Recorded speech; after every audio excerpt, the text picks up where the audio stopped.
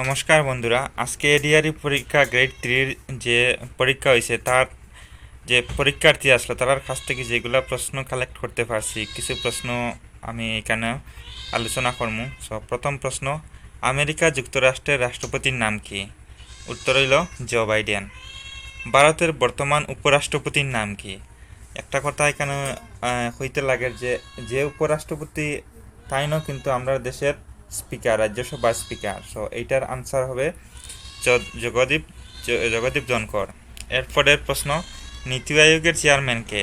নীতি আয়োগের চেয়ারম্যান যিনি ভারতের প্রধানমন্ত্রী হন তিনি নীতি আয়োগের চেয়ারম্যান। এটার উত্তর হইল নরেন্দ্র মোদী।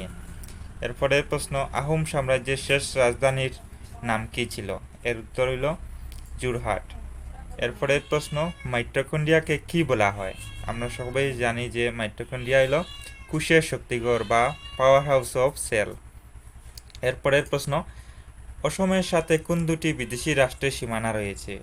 আমরা জানি যে দুইটা রাষ্ট্রই আছে, এটা হলো একটা আছে বাংলাদেশ এবং একটা আছে ভুটান। এই দুইটা রাষ্ট্র আসামের সঙ্গে সীমানা যুক্ত করেছে। এরপরের প্রশ্ন হলো, গ্রিনল্যান্ড কোন দেশের একটি স্বায়ত্তশাসিত অঞ্চল? গ্রিনল্যান্ড কিন্তু একটা দেশ না, এটা ডেনমার্কের একটা স্বায়ত্তশাসিত অঞ্চল। এটার আনসার হইব ডেনমার্ক। এরপরে আরেক